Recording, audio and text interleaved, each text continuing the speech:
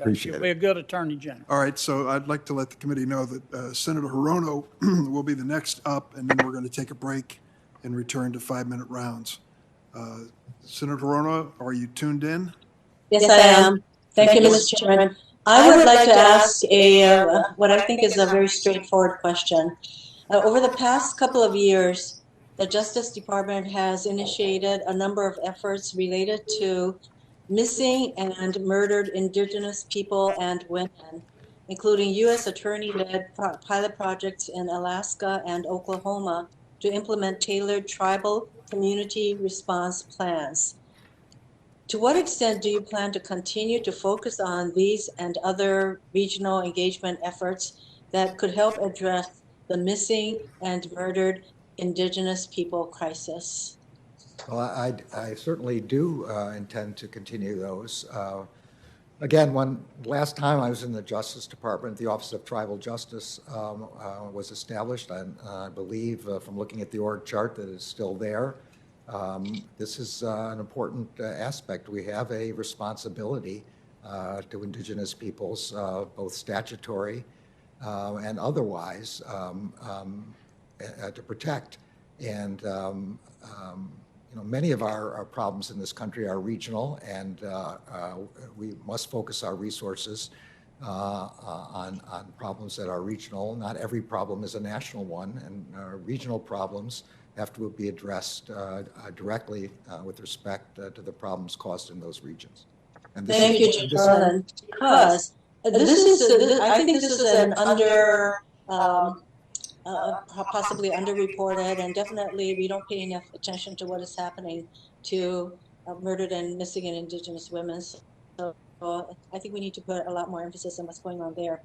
Now, the past 4 years have seen a reawakening of right-wing extremism. Last year, FBI Director Wray testified that the greatest domestic terrorist threat facing the United States is white extremist groups.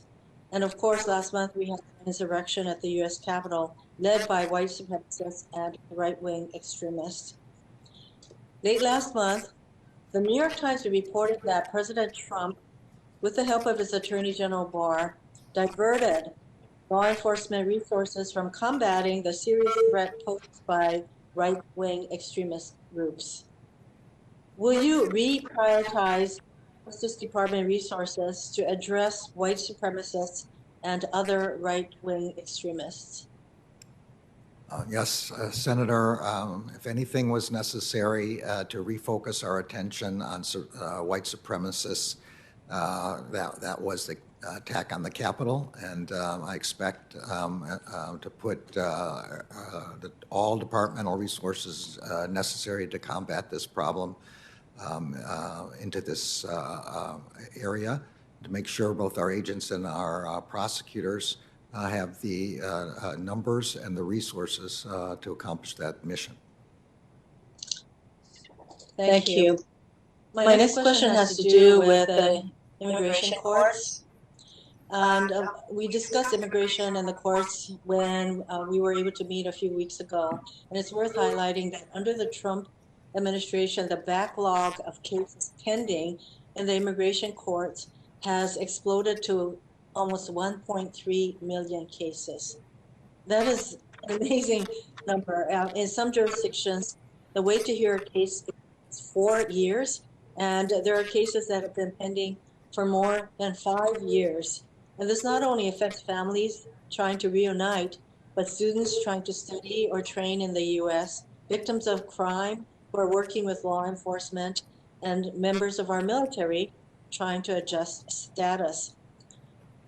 1.3 million backlog. How will you address this backlog and increase the efficiency of the immigration courts? This is an extraordinarily serious problem. Looking from my pampered perch as an appellate judge who has a limited number of cases and weeks to study those, and then weeks and weeks to write those, I can't imagine how judges can operate under the conditions that you describe and that I have heard even from other judges exist. When I get into the department, if I'm confirmed, I will certainly look into what can be done about this. I suppose this must mean an increase in the number of resources and judges. It must mean some ability to give to the judges to prioritize their cases. Even in our own appellate courts, we have developed ways in which we handle some cases more swiftly, and some cases take longer. Some cases are summarily resolved. Some require full opinions.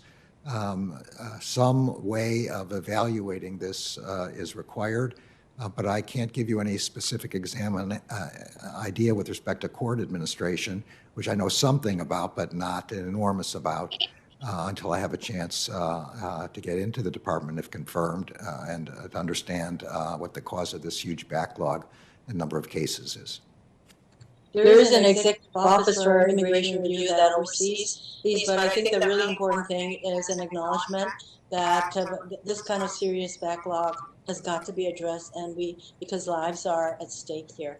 Thank you, Mr. Chairman.